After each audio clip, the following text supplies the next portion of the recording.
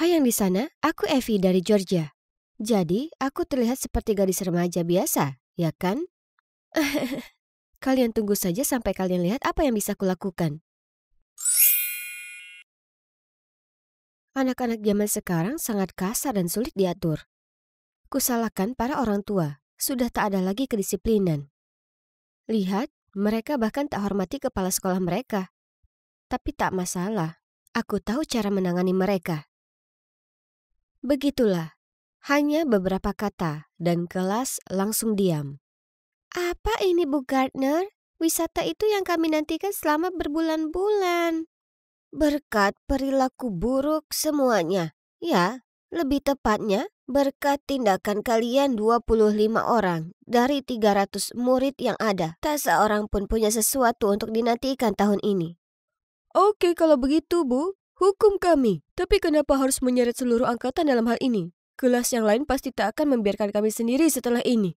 Tak seorang pun suka dihukum. Itulah kenapa itu berhasil. Sekarang, kita lihat apa yang rekan kalian katakan soal ini ya. Seluruh kelas bergumam dengan, sungguh tak adil, semena-mena, penyihir jahat. Astaga, anak-anak ini selalu penuh energi. Kembalilah ke tempat duduk kalian dan tulislah permintaan maaf kepada Bu Helen. Serta janji tak akan berperilaku buruk lagi. Kalau tidak... Semua orang dengan enggan duduk. Dan begitulah. Ya Tuhan, siapa kau? Saya, hanya saja. Murid-murid yang sulit diatur ini perlu dapat pelajaran karena sudah membuat Bu Helen begitu kelelahan sampai berakhir di rumah sakit. Jadi kau memutuskan untuk meniruku? Baiklah kalau begitu tolong beritahu ibumu kita akan bicarakan ini di sini besok pagi. Dengan murung aku jalan pulang sepelan mungkin. Segera saat aku jalan melewati pintu, ibu melotot padaku. Ya, ibuku adalah Bu Helen, wali kelas terbaik yang pernah ada. Bagaimanapun, anak-anak di kelasnya membuat hidupnya merana, yang menyebabkan ibu mengalami tekanan darah tinggi dan akhirnya berakhir di rumah sakit. Aku hanya ingin membantunya, tapi sebaliknya, aku hanya berhasil memperburuk keadaan. Hai Bu, aku minta maaf, tapi tak kusesali perbuatanku. Ibu mulai menceramahiku tentang bagaimana keadaan sudah cukup buruk karena ayah pergi, dan murid-muridnya yang membangkang tanpa perlu aku bertindak seperti orang gila. Orang gila? Maksudnya saat dimana aku meniru orang-orang yang kuinginkan? Tapi itulah hobiku. Aku mewarisi hasrat itu dari ayahku, seorang penata rias efek khusus yang terkenal. Perasaan di saat aku sukses berubah jadi seseorang itu luar biasa. Dan itu juga membantuku merasa terhubung dengan ayahku, meski aku belum bertemu dengannya sejak sekian lama. Ini semua bermula saat aku usia 13 tahun, dan ayah membantuku dandan menjadi idola favoritku di festival sekolah. Ayah mengajariku bagaimana menganalisa karakter dan mempraktekkan penyamaran. Eyeliner tebal, mata smoky, kontur, ditambah pakaian bodycon. Aku terlihat seperti si L dari 2NE1 sungguhan. Teman-temanku suka sekali tampilan baruku, jadi selama beberapa tahun berikutnya, aku menyamar jadi banyak orang. Termasuk Lady Gaga, Avril Lavigne, Miley Cyrus, dan Sia. Perasaan bahwa bakat make upku dikagumi dan dinanti-nantikan, sungguh membuat ketagihan. Hei, apa kali ini Billie Eilish? Kenapa bukan Taylor Swift? Aku sangat menyukainya. Aku selalu melakukan apapun yang ku mau, dan selalu persis jadi siapa aku. Wah, kau persis sekali. Kau ini shape-shifter atau apa? Tak perlu diragukan. Sekali aku meniru seseorang, kupastikan kutiru gerak-gerik dan tingkah laku mereka dengan benar. Bakatku tak berhenti pada make up yang luar biasa. Aku berusaha mengumpulkan barang-barang dari lokerku saat segerombolan murid melewatiku dan hampir membuatku terjatuh. Hah? Siapa cowok asing dan cukup tampan yang mereka kejar itu? Lihat betapa sombongnya dia. Apa dia pikir dia itu Donald Trump atau siapa? Itu Sander. Dia baru pindah ke sini. Oh ya, pelankan suaramu. Kau tak mau membuat para penggemarnya kesal. Aku tak takut dengan cewek yang terlalu kemayu itu yang tergila-gila dengan cowok. Tak ada yang membuatmu takut ya kan, Evie? Sekarang ayo kita makan granola. Leo mungkin suka granola yang membosankan, tapi tidak, terima kasih. Aku akan makan hamburger dan ayam goreng. Billie Eilish bukan tipe yang menolak makanan lezat untuk omong kosong penggila sehat. Oh, itu dia lagi si Sander yang menyebalkan. Tapi kali ini dia mengincar Kayla, gadis seksi sombong dari kelasku. Ada cowok yang mendekatiku dan minta selfie denganku. Kemudian tiba-tiba ku dengar teriakan. "Kau pikir kau sedang apa?" Aku berbalik dan melihat apa yang terjadi. Dan kulihat Kayla mengamuk ke gadis malang yang tak sengaja tersandung dan jatuh ke pangkuan Sander. "Apa yang kau pikir kau lakukan? Lihat dirimu sendiri sebelum mencoba menarik perhatian cowokku. Dasar bodoh dan jelek." Sombongnya. Apa dia pikir kecantikannya begitu memukau sampai bisa membantunya mempertahankan cowoknya? Tapi tidak dengan otak kosong itu, sis. Setelah beberapa hari riset, aku muncul ke sekolah tampil persis seperti Kayla. Kusempurnakan semuanya, mulai dari rambut pirangnya, make up, pakaian, cara jalan, dan suara.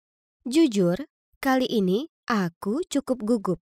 Berpakaian sebagai orang yang aku sungguh kenal selalu lebih menyeramkan, terutama saat temannya sedang berjalan mendekat. "Wah, gaun ini cantik sekali. Kau ini sungguh fashionista sekolah kita, Kay. Ayo, Sander menunggu kita di lapangan olahraga." "Tolonglah, kau pikir aku sungguh mau ada kau di dekatku? Aku hanya memanfaatkanmu. Dan kamu, kau terus membuntutiku seperti peliharaan. Itu tragis sekali." "Apa kau gila? Aku tahu kau juga suka Sander. Aku bisa lihat tatapan mesra yang kau berikan padanya. Setelah aku putus dengannya, akan kupertimbangkan memberinya padamu." Aku berjalan pergi meninggalkan para cewek itu kebingungan. Tapi aku tak bicara apapun yang berbeda dari apa yang Kayla pikirkan. Ya kan? Andai saja dia sangat berterus terang dengan teman-temannya. Sekarang, mari kita lihat ke target utama. Memikirkannya membuat bulu kuduku berdiri. "Aku sedang sibuk, sayang. Nongkrong saja dengan teman-temanmu sekarang." Dia sedang main Call of Duty di ponselnya. Aku di sini untuk putus dengannya. Tapi, tunggu dulu. Cowok ini jago. Aku mau mencoba. "Sejak kapan kau tahu cara memainkan permainan ini?" Dia terlihat agak terharu saat aku menunjukkan minat. "Oke, aku akan tunggu sampai ini selesai. Lalu kemudian kita pisah." Ku cari Leo, tapi dia bahkan tak mengenaliku. Kasihan dia sudah mencari Billie Eilish sejak pagi. Sementara Leo mengeluh, dengan cepat dia membantuku menghapus makeupku, supaya aku bisa kembali terlihat sepertiku sebelum ada yang menduga apa yang baru saja kulakukan. Mulai dari hari itu, teman-teman Kayla menjauhinya. Jadi dia hanya bisa nempel ke Sander. Dan menurutku, dia tampak lelah dengan cewek yang nempel terus ini. Sekarang bahkan penampilannya membuatnya bosan, Waktunya tiba. Ku pakai makeup sebagai Kayla lagi dan mencarinya. "Aku mau tas ini. Jangan coba-coba menipuku dengan yang palsu." "Oke, terserah maumu." "Aku mau kau berhenti main COD. Dengan begitu kau bisa terus berada di sisiku." "Oke, akan kuikuti kau sepanjang hari." "Aku ingin mengadakan pesta dan mengundang seisi sekolah. Tugasmu mengumpulkan semua orang agar mengurumuniku seperti yang dulu. Jika kau tak bisa lakukan itu, kita putus." "Deal. Tapi, kulihat semua orang menyukaimu. Betul kan, Evie?" "Oh, sial. Apa dia sudah menyadari ini aku? Tapi sejak kapan?" "Aku harus mengakui bakatmu. Andai saja kau tak tampilkan pesonamu, kau tak akan ketahuan." "Ya, Kayla memang terlihat seperti lukisan, tapi tampak membosankan dibandingkan denganmu." "Matamu sungguh jeli, tapi kau tak jauh beda dengan dia." "Bu Helen itu ibumu, kan?" "Jangan kaget. Aku ini pengamat yang lebih baik dari perkiraanmu, sama sepertimu. Aku tahu kalau Kayla adalah pemicu keributan di kelas yang membuat ibumu dilarikan ke rumah sakit. Aku sudah minta maaf pada ibumu atas perilaku Kayla. Dan jika kau ingin tahu kenapa aku lakukan itu karena aku naksir sekali padamu." Oh ya Tuhan, aku tak menyangka semua jadi seperti ini. Tapi, oke. Ku anggap itu tamparan keras untuk Kayla demi ibuku. Aku setuju untuk kencan dengannya. Keesokan harinya, aku muncul lagi di sekolah sebagai Ariana Grande, hanya karena aku ingin. Tapi kali ini aku juga memainkan peran lain, pacar Sander. Seperti biasa, tiap kali aku berdandan sebagai karakter baru, semua mata memandangku. Tapi kali ini lebih epik dari ketika aku jalan berdampingan dengan cowok paling seksi di sekolah. Saat Leo melihat aku sedang bersama Sander, dia memutar matanya padaku lalu berjalan pergi. Kemudian Kayla berjalan di tikungan, melihat kami bersama dan mulai berteriak padaku. "Beraninya kau curi cowokku. Kau itu cuma peniru yang menyedihkan." Sander meraih lenganku dan membentaknya. "Evie itu kreatif, lebih baik, dan sangat lucu." Aku ingin bersamanya. Aku menyukainya. Wajah Kayla berubah. Kemudian dia menunjuk jarinya di depannya. Teganya kau lakukan ini padaku. Aku akan balas semua ini. Kemudian dia pergi dengan gusar. Sander menatapku dan bertanya apa aku baik-baik saja. Kemudian dia mengundang semua orang ke pesta di rumahnya malam itu untuk merayakan fakta kalau kini aku jadi pacarnya. Apa dia serius? Tapi terserahlah. Tak sopan jika aku berkata tidak, ya kan? Jadi malam itu aku ke pestanya. Yang mengejutkanku, Kayla juga ada di sana. Jadi aku menggoda Sander untuk membuatnya lebih kesal. Kemudian tiba-tiba Sander condong mendekat ke wajahku, yang membuat seluruh tubuhku merasa panas. Apa yang terjadi? Apa dia akan menciumku? Tapi kemudian dia berbisik di telingaku. Kau belum memberitahuku perasaanmu kepadaku. Kau menantikan jawaban ini, ya kan?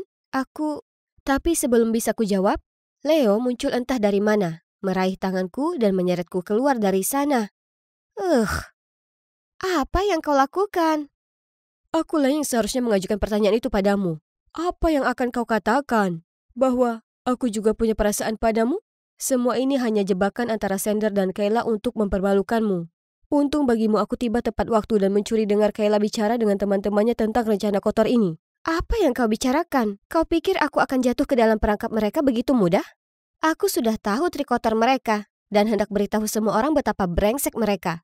Tapi kemudian kau muncul dan mengacaukan rencanaku. Aku tak peduli betapa pintar dan sempurna rencanamu. Berapa lama lagi kau akan lanjutkan pertikaian yang melelahkan ini? Mereka pikir hanya karena mereka berdua keren, mereka bisa perlakukan orang lain seperti boneka mereka. Cukup, aku sudah muak. Evie, kau lebih baik dari ini. Aku tak suka dengan versi dirimu yang menuntut balas dendam. Kumohon bisakah kau hentikan saja dan kembali jadi normal? Leo berjalan pergi dengan gusar dan meninggalkanku sendiri di jalan. Aku bergegas pulang dan menghapus makeupku. Kenapa Leo begitu marah padaku? Aku tak lakukan kesalahan. Leo berhati lembut yang kukenal tak pernah marah atau bahkan menentang keinginanku. Dan dia selalu jadi pendukung antusias tiap kali kutiru seseorang. Apa yang merasukinya? Aku terus menelponnya tapi Leo mematikan ponsel. Aku merasa begitu kesepian, ini sungguh buruk. Kemudian ku dengar ada yang mengetuk pintu. Ibu mengintip dari baliknya. Melihatku sedih, ia datang dan memelukku. Aku senang ada ibu yang menenangkanku, jadi akhirnya ku ceritakan semua padanya. Sepertinya Leo hanya cemas denganmu. Sedangkan untuk Sander dan Kayla, mereka tak pantas dapatkan waktu dan tenagamu. Jangan jadi orang yang bukan dirimu hanya untuk balas dendam ke orang yang tak pantas mendapatkanmu. Tapi, tiba-tiba, ku dengar gemerisik di luar jendela kamarku. Kemudian Leo menjulurkan kepalanya melaluinya. Kalau kau tak lelah, teruslah meniru. Kau terus membuntutiku seperti peliharaan. Pergi dan jalani kehidupanmu sendiri. Aku dan ibu tertawa berdua dengannya. Kemudian ku peluk Leo dan katakan padanya aku menyesal. Benar bahwa pura-pura jadi orang lain itu melelahkan. Dan aku harus akui aku salah menggunakan nama Kayla untuk menyabotase hubungannya. Besok aku akan mencarinya lalu minta maaf. Meskipun aku tak ingin, tapi aku harus cari cara untuk mengakhiri semua ini dengan damai. Kemudian, aku bisa fokus jadi diri sendiri sementara waktu, tanpa ada drama apapun.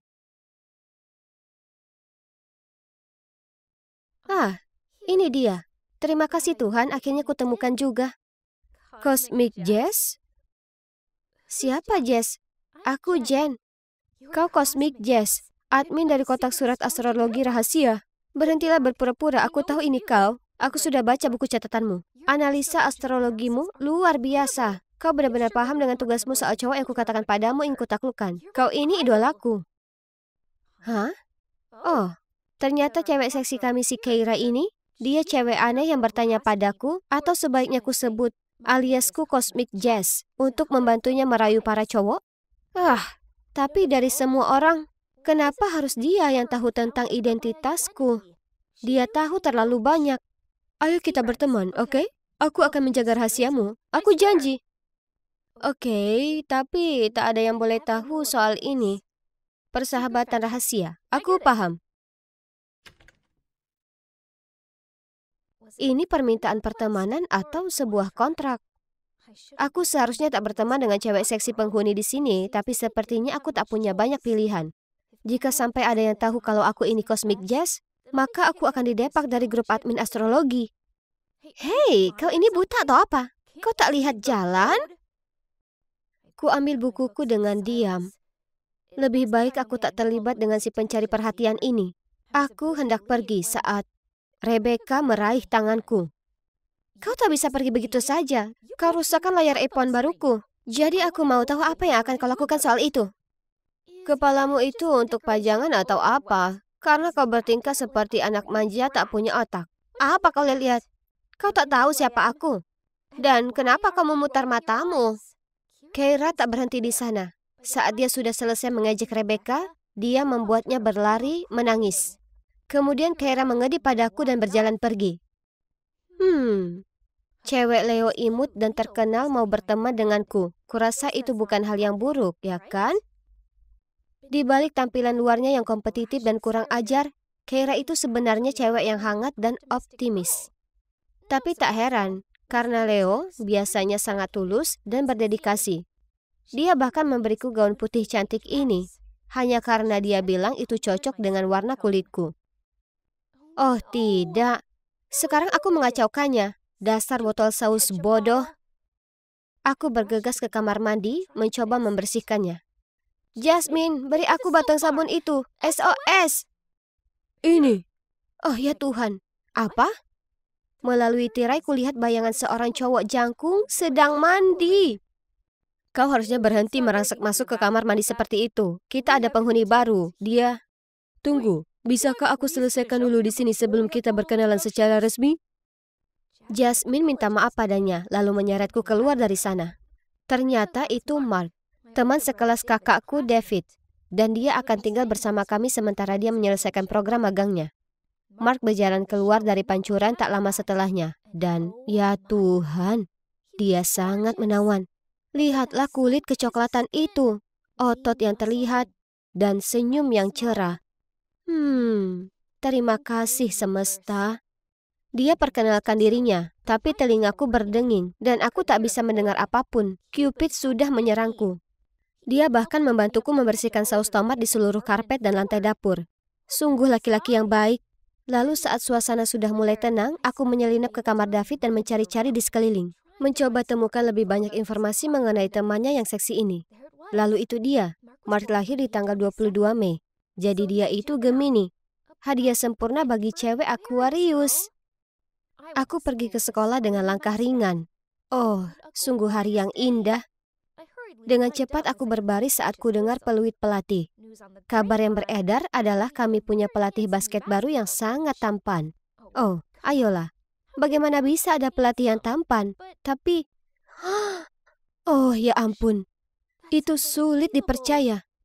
Mark, cowok Gemini impian yang berasal dari rumahku itu adalah juga pelatih baruku. Bukti apa lagi yang kuperlukan kalau ini merupakan takdir? Sepulang sekolah, aku hendak cerita ke Keira tentang takdirku ini. Ketika dia memberi info mengenai target barunya, si cowok Taurus. Ini kali kedua dalam sebulan. Aku hendak menceramahinya, tapi kemudian dia menyogokku dengan buku Jan Spiller baru. Jadi, ku periksa tabel kelahiran mereka. Menarik. Setelah begitu banyak usaha yang gagal, Keira mungkin telah menemukan pasangan yang tepat. Tapi setelah seminggu berusaha membuat cowok ini terkesan, Keira gagal total. Cowok Taurus ini tak suka dengan antusiasmeku. Aku tak paham. Aku sudah tunjukkan betapa baiknya aku membantu orang lain. Dan aku bahkan mengganti gayanya untukku. Aku sungguh mencoba pakai gaun vintage selutut yang bau seperti kapur barus itu. Dan dia bahkan tak melirikku sekalipun. Biar ku periksa. Aku tak paham kenapa ini bisa salah. Oke, biar ku ambil beberapa camilan. Ku hitung ulang dan menggambar bagan, tapi masih belum bisa memecahkannya. Mungkin dia sudah punya pacar? Atau mungkin dia tak tertarik perempuan? Dalam kasus ini aku tak bisa membantu sama sekali. Hanya bisa menutup kasus Leo Taurus ini dan membuka cerita cinta Aquarius Gemini. Ku bolak-balik baganku dan Mark. Kami sangat cocok. Lalu ku gambar saja bentuk hati melingkari potretnya dan menempelkannya. Aku punya berita mengejutkan, Jen. Jeritan Keira yang menusuk membuatku tersentak. Kenapa ada guru olahraga di lantai bawah rumahmu sedang bicara dengan Jasmine? Oh, dia tinggal di kamar David untuk sementara waktu. Apa? Kenapa kau tak cerita padaku berita panas itu? Tunggu, itu buku catatanmu? Jangan bilang itu Mark, oke? Dengan cepat aku berbalik untuk mengambil buku itu, tapi Keira lebih cepat. Jadi, kau juga suka Mark. Itulah kenapa kau memberiku nasihat untuk jadi idiot di depannya, ya kan? Hah? Cowok Taurusmu itu Mark? Tentu saja, aku tak tahu itu. Maksudku, dia bahkan bukan seorang Taurus. Ya, dia Taurus. Tapi kau sudah tahu ini. Sekarang kau coba mengelabuiku dengan informasi kelirumu supaya kau bisa cari tahu lebih banyak tentangnya. Jika kau mau, aku akan tinggalkan dia untukmu. Aku tak sebutuh itu, tak sepertimu. Tak bisa dipercaya. Kau sungguh berpikir kau akan bisa temukan para mantan pacarmu itu tanpa saran dariku? Jelas, aku ini cantik. Kau hanya bantu aku mempercepat semuanya. Cantik tapi membosankan. Kepribadian yang memenangkan hati para cowok itu aku yang membentuk. Itu bukan kau yang sebenarnya. Membosankan? Beraninya kau. Akan kutunjukkan padamu betapa jauhnya aku dari kata membosankan. Keira kemudian pergi. Oke, baiklah. Dia tinggal di dunia khayalan tentang dirinya sendiri. Sungguh delusional. Aku tak perlu seorang teman yang tak masuk akal. Di waktu yang sama, kuterima banyak sekali pemberitahuan di kotak surat rahasiaku. Oh tidak, foto dan infoku bocor di forum. Aku langsung masuk ke akun administrator. Anonimitas adalah peraturan nomor 1 di grup, jadi sekarang mereka telah mendepakku. Pekerjaan favoritku, para penggemarku. Keira, itu sudah keterlaluan. Baiklah, kau mau main kotor, akan kutunjukkan yang kotor. Ini sudah waktunya daftar panjang pacar Keira dipublikasikan di forum sekolah. Keira si pemakan segala adalah panggilan baru yang para murid sematkan padanya. Oh ya sudah, itu salahnya sendiri karena menggoda 11, tidak, 12 cowok hanya dalam setengah tahun. Apa dia berusaha mencari pacar dari setiap zodiak atau bagaimana? Mari kita akhiri ini. Ini karena Mark, kan? Kau tak akan miliki dia. Dia milikku. Baiklah, kalau kau bisa memenangkan hatinya dalam sebulan, maka aku akan minta maaf karena bohong soal koleksi pacarmu. Jika tidak, kau harus tulis postingan menyatakan kalau aku bukan Jess. Oke, pegang kata-katamu sendiri. Keira itu cewek kompetitif, tapi dalam pertarungan ini, aku pasti akan menang. Maksudku, ayolah, dia bahkan tak bisa dapatkan tanda bintang Mark yang benar. Meski dia koki yang buruk, Keira masih mencoba mengirim kue-kue menjijikkan yang dibuatnya untuk Mark. Tapi tentu saja, Markku membuangnya ke tempat sampah setelah gigitan pertama.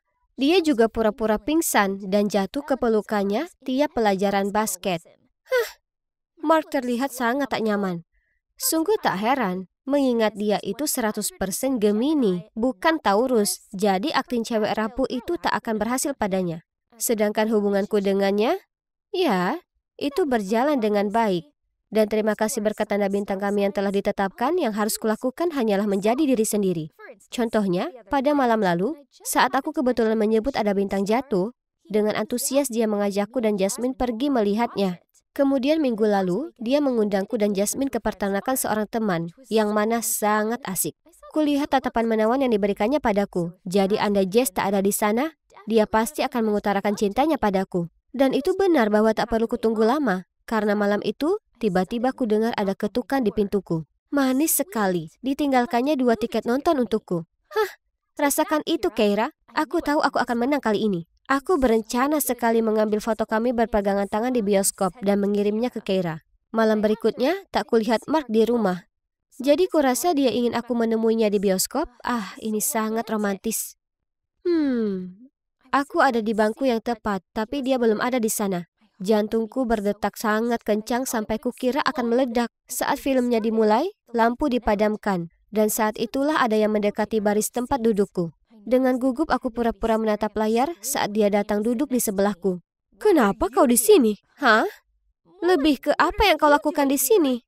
Kami berdua menonton keseluruhan film bersama dengan amarah dan ketidaksabaran. Siapa yang mengatur semua ini? Kami bergegas keluar dari bioskop untuk melihat Mark. Hanya saja dia sedang bergandengan tangan dengan seorang cewek. Jasmine? Kami mengejar mereka, tapi Jasmine hanya mengangkat bahu dan tersenyum. Jadi, selama ini dia berusaha memenangkan hati Jasmine, bukan aku. Kemudian dia berjalan ke arah kami dan memberiku kartunya. Sana belilah es krim, pizza, apa saja. Bersenang-senanglah, aku dan Jasmine akan kembali nanti. Apa itu tadi? Kuperhatikan kartu kredit itu dan terkesiap saat kulihat tanda Timin di sudut kartu. Bagaimana aku lupa kalau Gemini punya banyak kepribadian? Timin adalah pendiri kotak surat astrologi. Siapa yang kira kalau pemimpin grup ini adalah seorang guru? Orang yang tinggal bersamaku, pacar saudariku, gebetanku, dan bahkan gebetan sahabatku. Keira memberiku tatapan menenangkan. Sekarang kami berdua bertepuk sebelah tangan. Tapi sesuai gaya Leo, Keira sudah menyiapkan mangsa berikutnya. Jangan sedih, ini hanya tes lain. Menurutmu apa zodiak cowok itu? Dia cukup tampan dan dia pasti seorang Libra, ya kan? Aku tertawa kecil lalu menyandarkan kepala di bahunya. Mark, atau sebaiknya aku sebut Timin, membuatku sadar kalau sebelum aku bisa berharap temukan pasangan impianku, aku perlu membuat beberapa kesalahan terlebih dahulu. Aku mungkin belum temukan cinta, tapi ku dapatkan kembali temanku. Jadi itu cukup berarti, bukan? Paling tidak tes persahabatan ini berhasil. 98, 99, dan satu lagi. Dan 200.000 follower. Sepertinya aku memberikan kesan yang cukup besar pada dunia. Hai, kalian sedang melihat influencer kecantikan dan gaya hidup terhot di Park Springs High School. Cantik dan pintar. Aku punya keduanya. Tidak mengherankan, kan? Jelas sekali, cewek sepertiku mendapat banyak perhatian.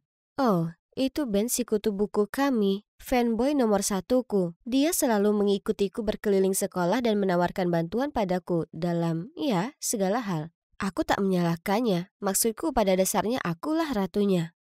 Hai Ben, aku tidak melihatmu di lokerku seperti biasanya. Apa kamu tidak apa? Aku kehabisan uang hari ini, jadi tunggu. Ben, jangan berkata seperti itu. Orang akan mengira aku memalakmu atau semacamnya. Aku tidak pernah meminta makanan dan benda-benda itu. Ya, kamu tidak... maaf. Oke, jadi itu aneh. Kemudian segalanya menjadi lebih aneh saat aku mendengar Christine memberitahu teman-temannya bahwa setelah terekspos, follower penyanyi IG anonim telah meroket hingga 500.000 follower. Tapi masalahnya, dia bersekolah di sini. Dia bukan siapa-siapa di kelas bio. Stella bergegas melewatiku menuju kelas, diikuti oleh segerombolan orang yang mencoba mengambil fotonya dan memintanya untuk bernyanyi. Bla bla bla. Beberapa anak cowok bahkan menawarkan untuk mengantarnya pulang setelah kelas berakhir. Ya ampun. Apa yang mereka pikirkan? Dia bisa berakting menjadi cewek rapuh dan membingungkan para pecundang ini, tapi dia tidak membodohiku. Skenarionya yang dimainkan terlalu berlebihan. Tapi, kenapa Ben terburu-buru mendekatinya? Benar-benar pengkhianat. Ben, di mana PR-ku? Dia bahkan tidak bisa memberikan alasan yang lebih baik selain, aku pergi keluar tadi malam. Ini omong kosong. Aku baru saja mendengar dia menawarkan untuk membantu Stella mengerjakan PR-nya. Dan coba tebak, cewek ini yang masih dengan penampilan nona pemalu kecilnya memberitahu Ben bahwa dia bisa mengerjakan esainya sendiri. Apa dia pikir dia itu Beyonce atau semacamnya? Bertingkah angkuh dan mengira dia adalah mercusuar alam semesta? Aku sangat marah. Jadi dia ingin merasakan ketenaran ya? Anggap saja sebagai senior di bidang ini, setelah mengalami sisi buruknya, sudah saatnya aku mengajari dia sopan santun. Setelah itu, aku memastikan dia menjadi topik utama setiap pembicaraan di sekolah. Hei, dia perlu mempelajari cara kerja permainan ketenaran ini. Semua orang terkikik, menunjuk, dan berbisik di belakang punggungnya. Dia harus menutupi dirinya dengan hoodie yang menyembunyikan separuh wajahnya dan berjalan melewati sekolah dengan cemas.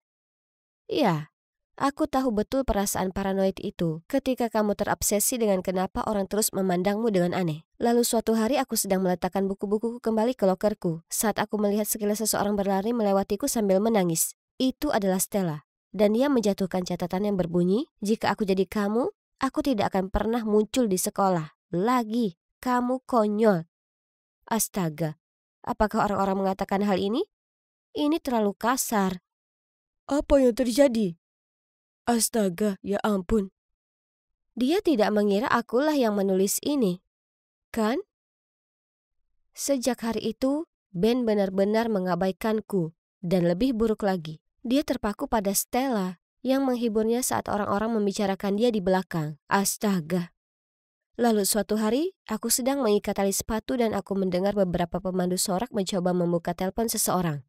Tepat pada saat itu, Stella keluar dari kamar mandi. Kesal melihat orang lain melanggar privasinya, dia mencoba melawan. Tapi astaga, si wallflower ini bahkan tidak bisa membuat mereka bergeming. Baiklah, aku akan membantunya, tapi cuma kali ini saja. Dasar payah. Kamu kira kamu yang menguasai tempat ini sekarang cuma karena kamu terkenal? Katakan pada Ben aku tidak menaruh catatan itu di lokermu. Lebih baik lagi telepon dia sekarang. Oh, ayolah. Lari saja ke bangku penonton dan beritahu si kutu buku itu. Pergi. Apa yang kalian lihat? Aku pergi ke bangku penonton dan menemukan Ben sedang menghibur Stella. Sekarang bagaimana? Mengadu padaku lagi? Sebenarnya, Stella baru saja memberitahuku kalau bukan kamu menulis surat itu. Bisakah kamu menjadi lebih bodoh lagi? Jadi, kamu terus terang saja melakukan apapun yang aku perintahkan? Jangan pedulikan dia. Memang seperti itulah dia. Agak kasar tapi benar-benar teman yang baik. Aku tidak punya teman. Ya, aku sudah mempelajarinya dengan susah payah. Di masa-masa awal aku menggunakan Instagram, satu-satunya teman yang aku percaya memposting video saat aku sedang berganti pakaian di kamar mandi sekolah. Aku masih menyimpan kaosku di dalam bajuku, tapi itu memberikan pelajaran kejam tentang persahabatan dan ketenaran. Saat kamu terkenal, orang akan selalu menginginkan sesuatu darimu. Kamu tidak bisa percaya siapapun. Kamu mendengarkanku? Stella. Siapa itu? Liam, teman Stella dari klub musik. Mereka terlihat serasi bersama ya kan? Apa? Apakah kamu iri padanya atau apa? Untuk cewek konyol itu? Ben tidak berkata apa-apa, hanya menatap mereka dengan tatapan kosong. Hah? Dia tidak pernah menatapku seperti itu lagi.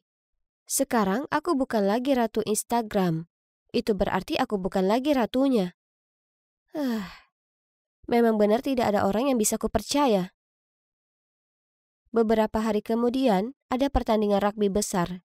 Kami melawan sekolah saingan kami di final. Dan Stella menyanyikan lagu kebangsaan. Bahkan wali kota dan stasiun TV lokal pun muncul. Gila. Ben adalah bagian dari tim Evie. Jadi ketika beberapa cowok memberitahuku Ben ingin bicara denganku, aku pergi ke ruang Evie untuk menemukannya. Apa yang ingin dia bicarakan? Semoga saja tidak ada kaitannya dengan Stella. Tapi sesampainya di sana, tidak ada seorang pun di sekitar. Hah? Tepat pada saat itu, layar memperlihatkan Stella naik ke podium bersiap bernyanyi. Namun alih-alih melodi yang menenangkan, serangkaian suara aneh yang terdistorsi keluar dari mikrofonnya. Apa yang sedang terjadi? Apa yang kamu lakukan di sini? Ashley. Dia mendorongku ke samping dan buru-buru memperbaiki sound system. Dan semenit kemudian, keadaan kembali normal dan Stella dapat memulai kembali lagunya.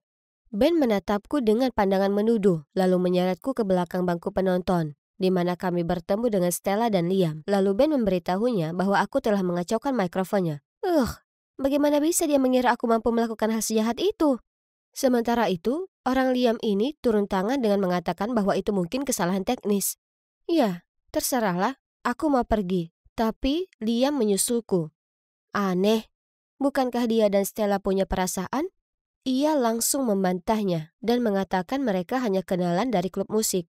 Tapi kamu, aku sudah lama ingin lebih dekat denganmu. Kamu adalah ratu Instagram sejati, bukan Stella. Wow. Orang ini buaya kelas atas. Semenit yang lalu, tangannya melingkari Stella. Dan sekarang dia mencoba untuk merayuku. Dia bahkan mulai mencondongkan tubuhnya untuk mencium pipiku. Dengan cepat, aku menghindarinya saat aku melihat ekspresi muram Stella dari belakang. Astaga, sudah waktunya untuk keluar dari sini. Aku tidak bisa tidur nyenyak. Semua stres ini berdampak buruk bagi kulitku. Jadi, aku dengan grogi berjalan di sepanjang koridor sekolah ketika Stella menghampiriku. Itu kamu, kan? Kamu jahat sekali padaku. Mengancam akan menghapus akun IG-ku karena kamu cemburu Ben meninggalkanmu demi aku. Sekarang semuanya benar-benar hilang. Dan itu semua salahmu. Apa yang kamu bicarakan? Aku tidak ada hubungannya dengan akun bodohmu. Ya, aku bergosip tentangmu untuk sedikit mengacaukanmu. Tapi cuma itu saja. Dan kamu pikir aku juga melakukannya? Permisi. Apakah dia mengabaikanku begitu saja? Dan itulah Ben, temanku yang mengabaikanku tepat pada saat aku sangat membutuhkannya. Dan aku tidak pernah mengancam akan menghapus akunnya. Kenapa dia buat-buat? Apakah dia cemburu padaku dan Liam kemarin? Apa ini? Pesan tak terduga dari Liam berbunyi. Hai Ashley, jangan khawatir sayang, aku mendukungmu. Bagaimana menurutmu kalau kita bertemu jam 8 malam di taman? Si brengsek bermuka dua yang tak tahu malu ini. Apa yang dia lakukan kali ini? Jadi, setelah kelas selesai, aku memasukkan catatan ke loker Stella, berpura-pura menjadi Liam dan berkata, aku punya kejutan untukmu. Sampai jumpa jam 8 malam di taman. Aku tiba tepat waktu dan menemukan Liam sudah menunggu. Dia terus melakukan tindakan gila ini seolah dia jatuh cinta padaku atau semacamnya. Aku bisa membantumu membuktikan segalanya. Dan aku cuma meminta satu permintaan kecil.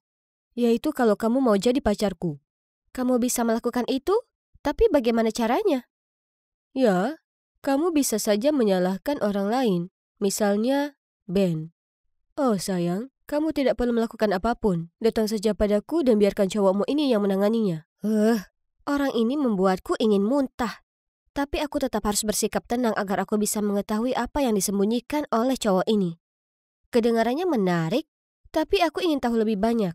Bagaimana kamu akan melaksanakan rencana brilianmu? Sayang, aku sudah memiliki semua bukti di tanganku. Maksudmu? Benar. Akulah yang menghapus akun IG Stella dan aku tahu cara untuk menyalahkan orang lain. Apa yang kamu lakukan?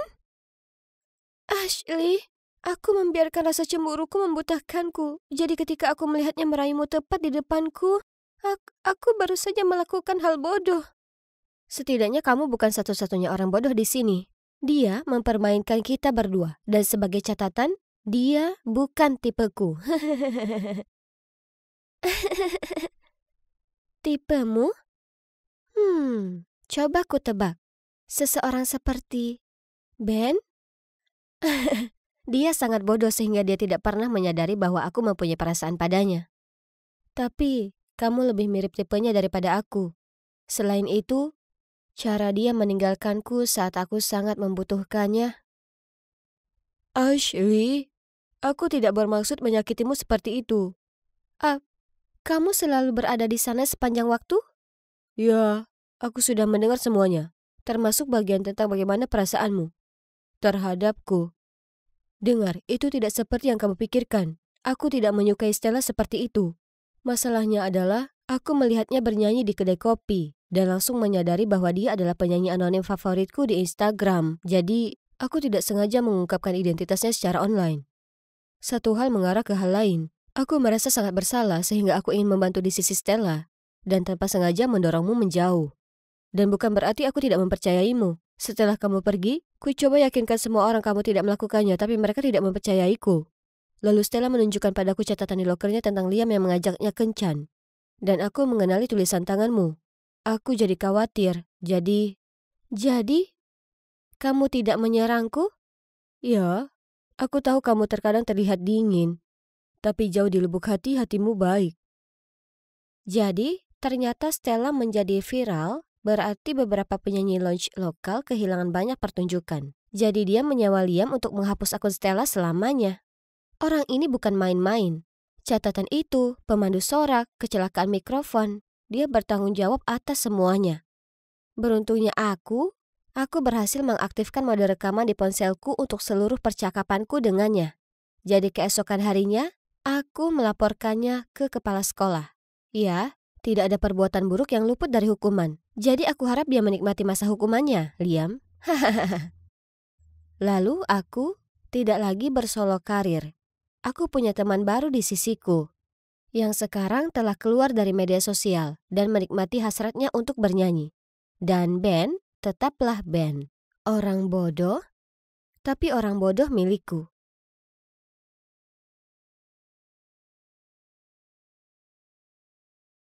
Apa biasanya kamu duduk di atas orang asing saat pertama kali bertemu mereka?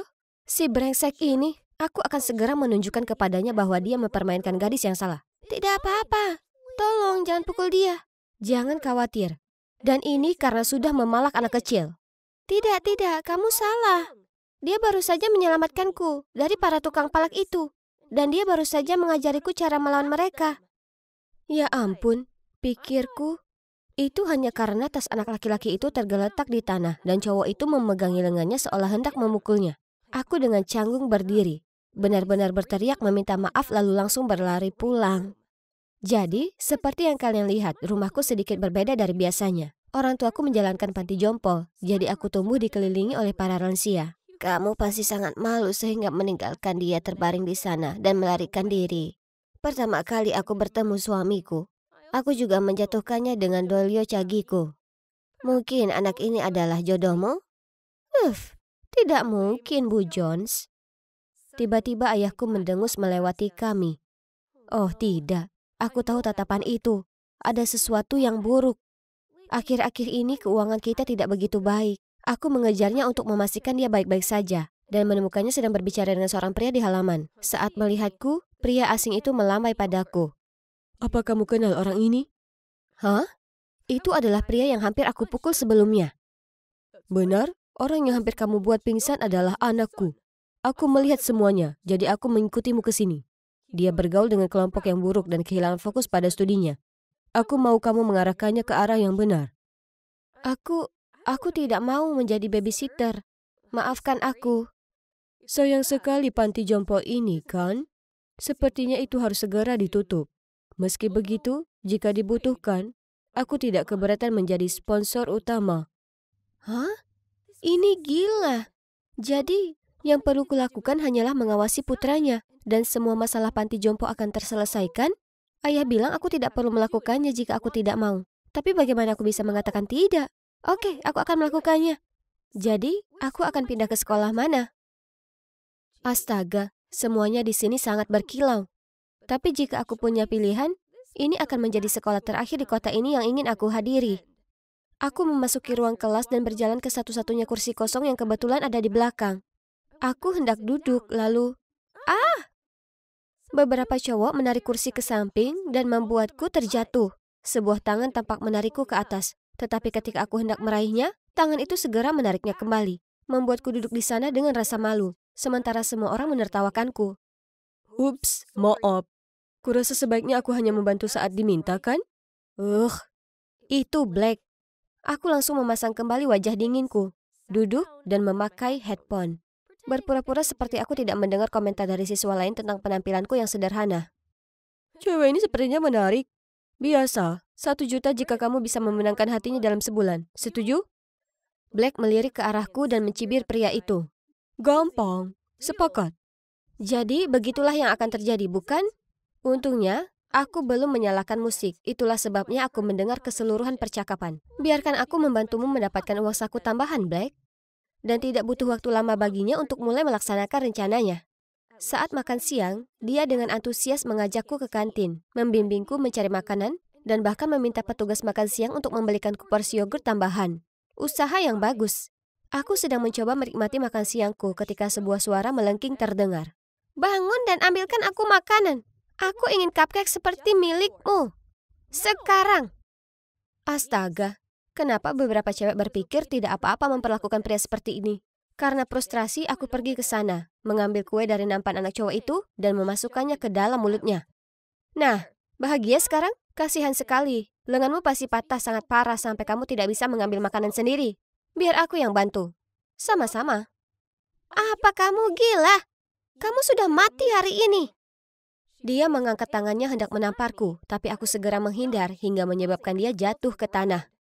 Sedangkan aku dengan tenang duduk di sebelah cowok itu dan makan siang. Maaf karena menyia-nyiakan kuenya. Kamu bisa memakan yogurtku kalau kamu mau. Dia Kai, teman pertamaku di sekolah baru ini. Dia cerdas, pintar, dan memiliki catatan akademis yang sangat mengesankan. Dia sebenarnya ada di sini karena beasiswa, yang menjelaskan kenapa dia tidak cocok dengan lingkungan sekitar, sama sepertiku. Aku perhatikan bagaimana Black tampak agak kesal dan terus menatapku. Aku yakin dia muak digoda oleh teman-temannya, karena aku benar-benar mengabaikannya. Oh, tapi dia tidak menyerah begitu saja. Keesokan paginya, dia muncul di rumahku untuk menjemputku, tapi aku lebih suka berlari 2 putaran di halaman sekolah karena terlambat daripada berbagi tumpangan denganmu. Lalu di sekolah, dia membuatku tersandung dan kemudian mengulurkan tangannya berpura-pura membantu. Tapi, antara kamu dan lantai, aku lebih pilih lantai. Dia bahkan menungguku di gerbang sekolah dengan karangan bunga mawar yang besar. Tapi aku hanya melihatnya sekali, lalu mulai terbatuk-batuk. Apa kamu alergi bunga? Tidak, aku alergi ke orang yang tidak dewasa dan membosankan, sepertimu. Lalu aku pergi. Seolah-olah semua cewek bisa tertipu oleh tipuan payah ini. Hal ini berlanjut selama beberapa minggu berikutnya. Tapi suatu saat, dia mendekatiku di perpustakaan saat aku sedang belajar dengan Kai, dan memberiku sebuah kalung. Aku melihatnya lalu memberikannya kembali kepadanya dan berbalik untuk berbicara dengan Kai. Serius? Kamu menolakku karena kutu buku ini? Kai cerdas, gagah, dan canggih. Tidak sepertimu. Kalian cuma pembuat onar. Apa kamu meremehkanku? Oh, akhirnya. Aku bertanya-tanya berapa lama waktu yang dibutuhkan bagimu untuk mengetahuinya. Belum lagi, kamu tidak pernah membantu sekalipun dalam esai bahasa Inggris. Kamu ada di grupku, tapi mungkin berpikir The Grapes of Words adalah brand rock atau semacamnya. Jadi, kalau aku bisa menyelesaikan esai itu sendiri, maukah kamu berkencan denganku? Baik, tapi kamu harus mendapatkan nilai A. Kalau tidak, kamu bisa melupakannya. Dan trikku berhasil. Black benar-benar menyelesaikan esainya sendiri. Dia pintar, tapi dia malas belajar, dan itu membuatnya membuat kesalahan kecil. Saat esai itu diserahkan kembali, wajah Black muram. Dia mendapat nilai B. Dan meskipun dia tahu pelajarannya sudah berakhir, dia tetap tinggal di kelas untuk membaca kembali komentar gurunya. Sepertinya ini adalah pertama kalinya dia benar-benar berusaha melakukan sesuatu. Ada apa? Masih menyangkal kegagalanmu? Black berbalik tanpa menatapku. Cowok kaya yang kalah untuk pertama kalinya terlihat sangat manis. Jadi, aku menaruh hadiah dengan pesan di dalamnya di meja Black. Tak perlu dikatakan lagi, dia sudah sangat gembira. Di dalamnya ada 1 set baju yang kubelikan untuknya dan undangan ke bar di akhir pekan. Kalian penasaran kenapa? Oh, kalian akan lihat sendiri. Sabtu malam itu, Black muncul dengan baju yang kuberikan padanya dan terlihat sama sekali tidak senang. Aku tidak bisa masuk memakai ini. Itu sangat kuno. Teman-temanku akan menertawakanku. Kamu mengundang temanmu juga untuk membuktikan kamu memenangkan taruhan, kan? Kalau kamu dapat 1 juta itu, apa aku akan dapat bagiannya? Kamu sudah mengetahuinya? Awalnya aku cuma bercanda. Tapi sekarang... Ayo masuk sekarang. Jangan khawatir. Kita tidak akan lama di sini. Aku menyeretnya masuk. Dan seketika itu juga teman-temannya tidak menyia-nyiakan kesempatan untuk menggodaku. Apakah ikannya terpancing? Ya, aku terjebak. Cepat beri dia uang. Keluarganya bangkrut dan sangat membutuhkan uang. Hah? Apa? Kamu berbohong. Lihat, dia memakai pakaian sumbangan. Bahkan pakaian bermereknya telah dilikuidasi. Aku mengedipkan mata pada Black dan dia langsung bereaksi. Pinjamkan aku uang. Aku butuh tempat tinggal, mobil sport, dan uang saku juga. Pada titik ini teman-temannya berubah menjadi jahat dan mengatakan kepadanya bahwa dia tidak lagi memenuhi syarat untuk menjadi anggota kelompok mereka. Kamu tidak perlu melakukan itu. Aku sudah tahu mereka cuma berteman denganku demi uang. Tapi seperti itulah orang-orang. Kenapa dia berpikir seperti itu? Dia pasti tidak pernah dirawat dan dicintai dengan baik. Singkirkan wajah itu. Ini kan kencan. Biarkan aku menebusnya untukmu. Sebuah bar yang cocok dengan baju itu. Jadi aku menyeret Black ke pesta malam kami. Aku memberitahu semua orang kalau aku membawa seorang teman untuk membantu. Dan para orang tua segera menyuruhnya melakukan segala macam hal. Bu Hastings memintanya memanjat pohon untuk menggantungkan tali lampu. Pak Derbyshire memanggilnya untuk memotong kayu untuk api unggun. Dan Pak Shaw ingin dia mencicipi bir buatannya. Lalu detik berikutnya, Black sudah duduk di singgasana drum. Sudah lama sekali kami tidak mempunyai relawan muda. Anak itu kelihatannya lumayan ganteng kan? Aku melihat cara dia memandangmu. Dia tidak cocok untukku. Aku mengangkat bahu sebagai tanggapannya, dan tiba-tiba merasa kecewa. Ya, aku menyukai sisi berbeda dari dirinya. Tapi kami berdua masih berasal dari dunia yang berbeda. Keesokan paginya di sekolah, aku masih melihat Black berkumpul dengan teman-temannya yang rakus. Sepertinya dia belum mempelajari pelajarannya. Frustrasi karena semua usahaku sia-sia, aku membuka lokerku. Catatan hari itu hari membosankan seperti biasa di toko kelontong. Aku sedang menyusun susu di kulkas saat Camilla, rekan kerjaku, datang dan berkata, "Laila, kau harus membantuku. Aku ada kencan besok malam. Tapi aku sibuk, apa bisa kau saja yang pergi?" Tunggu, apa? Aku bahkan tak kenal teman kencanmu, lagi pula aku ini punya pacar. Lincoln, ingat? Kemudian dia mulai jelaskan padaku tentang layanan kencan ini, dan dia meyakinkanku itu 100% resmi. Kebanyakan hanya pria kesepian yang butuh ditemani. Yang harus kulakukan hanya ngobrol dengan mereka dan tentu saja ada aturan ketat, tak boleh pelukan atau ciuman. Dan di akhir kencan mereka akan membayarku. Tidak, terima kasih. Tak mungkin aku akan lakukan itu. Setelah shiftku, aku pulang ke rumah melihat ibu kosku berdiam di depan pintuku. Dia mulai memakiku kalau aku masih hutang padanya uang sewa senilai 5 bulan. Dan jika aku tidak membayarnya akhir pekan ini, dia akan mendepakku. Aku memohon padanya untuk memberiku lebih banyak waktu, tapi tiada guna. Ya Tuhan, harus bagaimana? Di mana bisa ku dapat uang sebanyak itu dalam waktu singkat? Oh, tunggu dulu. Bagaimana dengan layanan kencan Camilla? Sepertinya aku tak punya pilihan lain, jadi ku telepon dia dan setuju untuk pergi kencan. Jadi, disinilah aku di malam kencanku yang aneh. Ku kenakan gaun paling sederhana yang bisa kutemukan. Oh astaga, tentu saja aku merasa gugup. Aku tak punya ide harus berkata dan berperilaku bagaimana. Oh, itu pasti dia. Ya Tuhan, Camilla, bagaimana mungkin dia lupa sebutkan kalau pria itu berumur 50-an? Orang akan mengira dia sugar daddy-ku. Tetap fokus, Leila. Aku tak bisa mundur sekarang karena tempat tinggalku bergantung hal ini. Jadi, perlahan ku dekati pria itu. Awalnya dia tampak terkejut. Itu jelas, maksudku dia menunggu Camilla. Kujelaskan situasinya padanya, dan dia tak marah atau apa. Dia hanya tersenyum padaku dan kami mulai ngobrol. Namanya Tuan Hall, dia kehilangan istrinya 2 tahun lalu, dan sejak itu dia selalu merasa kesepian dan perlu seseorang untuk diajak bicara. Itulah kenapa dia mulai gunakan layanan ini. Dia sebenarnya cukup mudah diajak bicara. Sehingga malam berlalu dengan cepat tanpa ada masalah. Setelah kencan itu dia memberiku sebuah amplop dan mengatakan padaku betapa dia berterima kasih padaku untuk mendengarkan keluh kesahnya. Aku ingin sekali pulang dan membuka amplop itu. Tapi kemudian dia mulai bicara tentang anaknya yang patah hati. Tiba-tiba dia tanya padaku apa aku mau ngobrol dengannya. Jelas, ku tolak karena ini hanya sekali untuk membantu Camilla. Lagi pula, aku punya pacar, yang mana dia akan sangat geram jika sampai tahu soal ini. Hari berikutnya ku bayar ibu kos 2 bulan uang sewa dan memastikan padanya aku akan menyerahkan sisanya segera. Tapi yang mengagetkan, dia hanya membentakku dan memaksaku membayar semuanya sekaligus. Ya, kurasa disinilah aku sekarang, di sebuah kafe, menunggu Tuan Hall dan anaknya. Oh, itu dia. Dan itu pasti anak laki-lakinya. Astaga, bisakah dia terlihat lebih kesal lagi? Hai, aku Leila, senang bertemu denganmu. Tak usah repot. Aku hanya di sini karena ayah memaksaku. Jadi kita akan segera selesaikan saja. Leila, terima kasih sudah datang. Ini putraku Leon. Tolong jangan ambil hati perilakunya. Kemudian Tuan Hall tinggalkan kami sendiri. Astaga, Leon ini sulit sekali. Setiap pertanyaan yang kuajukan, dia cuma angkat bahu dan mendengus. Lalu akhirnya dia bicara. Dengan sinis berkata, "Jadi Leila, kuharap uangnya sepadan." Apa? Sungguh tak sopan. Lalu dia melanjutkan, "Kau pasti putus asa. Apa kau tak malu pada dirimu sendiri?" Dia orang terkasar yang pernah kutemui. Tapi, ya, aku putus asa butuh uang. Jadi kuhela napas dalam-dalam, lalu mulai cerita padanya tentang diriku. Saat waktu habis, kuucapkan selamat tinggal padanya dan pergi. Sungguh pengalaman yang tak mengenakan, tapi paling tidak itu terakhir kan? Salah, karena Tuan Hall memintaku bertemu dengannya beberapa kali lagi. Siapa aku untuk membantah? Maksudku aku butuh uangnya. Tapi Leon mulai membuatku jengkel karena yang dia lakukan hanya menyenderkan badan di kursi, menyeruput minumannya, dan tak berkata apapun. Jadi, aku yang harus bicara terus.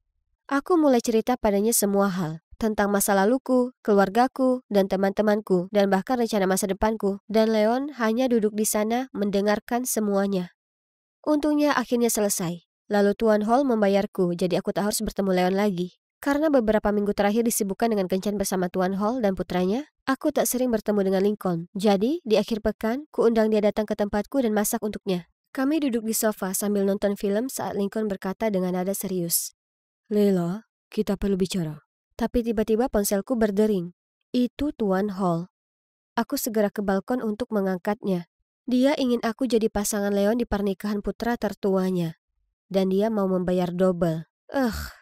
Itu kedengarannya mengerikan. Tapi selain uang sewa, aku juga harus bayar biaya kuliah dan makan. Dan gajiku yang tak seberapa dari toko kelontong tak cukup untuk menutupi semuanya. Jadi, dengan enggan aku setuju. Saat aku balik ke dalam, kutanya Lincoln apa yang dia ingin katakan padaku. Dengan ragu dia berkata kalau dia harus melakukan perjalanan bisnis selama 2 minggu. Ya, mungkin itu yang terbaik, supaya aku bisa pergi dengan Leon tanpa khawatirkan pacarku.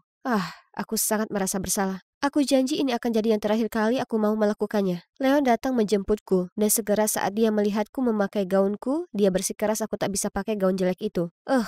Dia sangat tak sopan. Ku bilang aku tak punya lagi yang pantas. Lalu diantarnya aku ke dress butik, lalu menyuruh staf ambilkan aku gaun tercantik di toko untuk ku coba. Oh ya ampun, itu memukau. Aku takjub saat kulihat diriku di cermin. Ya, aku jelas tampak luar biasa memakainya, dan Leon pasti juga berpikir begitu, karena dia tak bisa alihkan pandangan dariku. Sayangnya aku tak sanggup beli. Tapi sebelum bisa kucegah, dia langsung pergi dan membayarnya.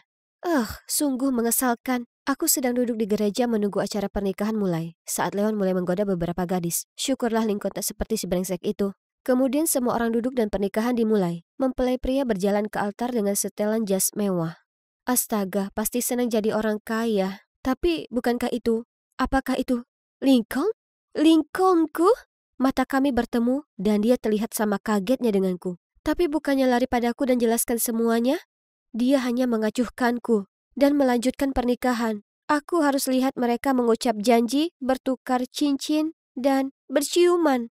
Kurasa aku akan segera pingsan. Kemudian di resepsi pernikahan, Leon menyeretku mendatangi Lincoln dan memperkenalkanku sebagai pacarnya. Sungguh canggung. Dan segera ada cewek cantik yang alihkan perhatian Leon lagi. Jadi dia mengejarnya. Lalu Lincoln langsung menarikku ke tangga. Kenapa kau di sini dengan adikku? Kau selingkuh dariku selama ini? Serius? Bagaimana denganmu? Bukan aku yang baru saja menikah.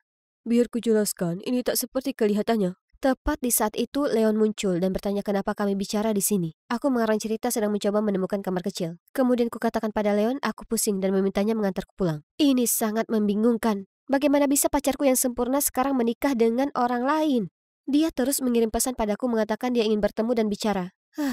Kurasa paling tidak aku perlu mendengar darinya. Hari berikutnya aku bertemu dengannya di museum, di mana kami kencan pertama kali. Jadi istrinya, Sandra, adalah anak dari pebisnis berpengaruh yang memiliki salah satu perusahaan terbesar di kota. Perusahaan keluarga Lincoln terjerat hutang besar, jadi ayahnya memaksanya untuk menikahi Sandra demi menyelamatkan perusahaan. Percaya padaku saat ku bilang aku tak punya perasaan apapun ke Sandra.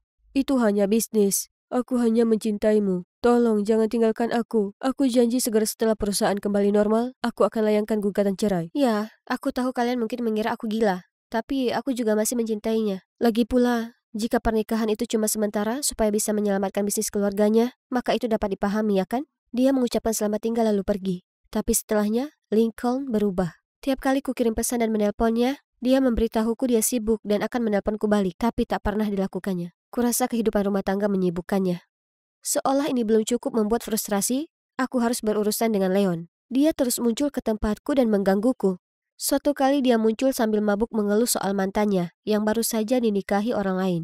Ya, jelas ini jauh lebih buruk daripada pacarku saat ini yang baru menikah. Aku berusaha mengusir dia keluar, tapi dia sudah terlelap di sofaku. Esok paginya aku ke dapur dan lihat Leon memegang fotoku dan Lincoln dan bertanya kenapa kami berdua di foto itu. Jadi aku hanya mengangkat bahu dan jelaskan kalau kami adalah pasangan. Leon mulai tertawa dan menyebutku bodoh. Kami bertengkar dan akhirnya kusuruh dia pergi. Aku tak peduli apa yang difikirkan orang lain. Aku percaya pada Lincoln. Lalu beberapa hari setelahnya, aku sedang berjalan keluar kampus saat kulihat Tuan Hall menungguku. Dia menghela napas sebentar lalu berkata, Akan ku persingkat ini. Menjauhlah dari Lincoln. Dia sudah menikah sekarang. Layla, aku suka padamu. Tapi jika kau berusaha mengacaukan pernikahan Lincoln, aku tak segan membuat semuanya rumit buatmu. Oh ya Tuhan. Aku tak percaya Leon adukan aku. Dasar bayi besar.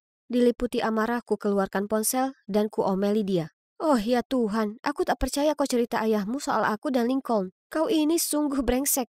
Biarkan kami sendiri dan urusi urusanmu sendiri.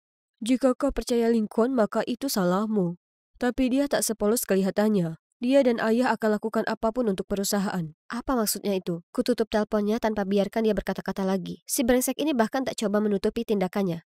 Aku tak bisa biarkan saja mereka melakukan ini. Aku harus berjuang untuk kami. Jadi keesokannya, aku langsung menuju ke kantor Tuan Hall, meski sekretarisnya berusaha menghentikanku. Kukatakan langsung di depannya kalau aku tak akan pernah menyerah pada Lincoln kendati ancamannya. Dan apa Anda tahu? Memaksa anak Anda menikah demi selamatkan perusahaan berarti Anda pengecut. Tuan Hall tertawa terbahak-bahak. Nah, apa yang terjadi selanjutnya jauh dari kata lucu. Ternyata itu ide Lincoln untuk menikahi Sandra. Leon benar. Mereka berdua akan lakukan apa saja untuk perusahaan. Ada lagi, Leon tak beritahu Tuan Hall soal Lincoln dan aku. Dia lihat kami bicara di pernikahan. Jadi dia sewa orang untuk menyelidiki kami. Aku benar-benar keliru tentang Leon. Tepat di saat itu Lincoln masuk dan mematung saat melihatku. Layla, apa yang kau lakukan di sini? Kau pembohong. Aku tak percaya aku percaya padamu. Tolong dengarkan aku. Ku ambil es kopi dari meja Tuan Hall dan menyiramnya di wajah bohong Lincoln.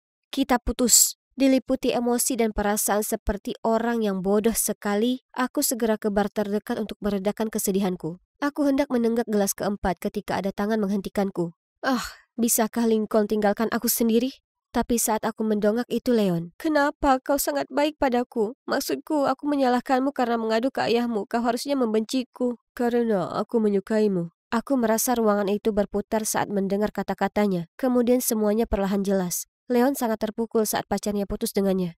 Dan ketika dia tahu dia lakukan itu untuk bisa bersama kakaknya. Ya, kalian mendengarku dengan benar. Mantannya itu tak lain adalah Sandra. Awalnya Tuan Hall memaksa Leon menikahi Sandra demi perusahaan. Meskipun Leon tergila-gila dengannya, dia tak mau menikahinya berdasarkan ketentuan itu. Lincoln tak sengaja dengar percakapan mereka. Jadi untuk dapatkan kepercayaan ayahnya, dia memikat Sandra dari Leon. Oh ya Tuhan, keluarga ini gila. Aku tak ingin terlibat apapun dengan mereka lagi. Jadi, kutolak perasaan Leon. Langsung lari keluar dan benar-benar putus hubungan dengan mereka semua. Jadi sekarang bagaimana? Nah, aku lulus bulan lalu. Jadi setelahnya, kusimpulkan aku perlu awal baru di kota baru yang cerah. Sejauh ini semua baik, aku punya pekerjaan baru yang kuidamkan. Dan senang sekali mengetahui aku tak akan bertemu dengan si brengsek, Lincoln atau ayahnya. Aku tahu apa yang kalian pikirkan. Bagaimana dengan Lincoln? Ya, suatu hari, aku sedang jalan keluar dari apartemenku. Ketika kulihat wajah yang tak asing. Ya, itu dia. Ternyata saat Leon dengar kalau aku pindah ke kota lain, dia juga pindah. Menurutku itu manis bahwa dia berniat meninggalkan keluarga, teman, dan pekerjaannya hanya untuk bersamaku. Mungkin ini waktunya untuk perlahan membuka hati untuknya. Bagaimana menurutmu? Ya, waktu yang akan menjawab. Sayang sekali ceritaku harus berhenti di sini.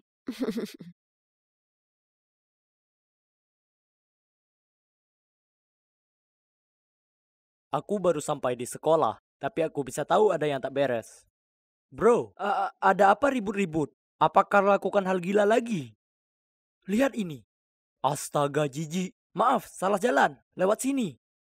Ini, Bu Stewart, kepala sekolah kita yang baru. Di depanku seorang wanita dengan tatapan tajam yang memancarkan aura menakutkan. Ya, itu di luar dugaan. Karena kami semua mengira Pak Smith yang akan memimpin. Karena dia sudah mengabdi sebagai wakil kepala sekolah bertahun-tahun lamanya. Tiba-tiba, ponsel semua orang bergetar. Ada apa dengan wajah tegas itu? Dia tampak begitu marah pada dunia. Apa dia alergi dengan kulit kita? Rok semua orang terlalu pendek. Tak ada pesta dansa tahun ini. Sulit dipercaya. Dia ini kepala sekolah atau sipir penjara.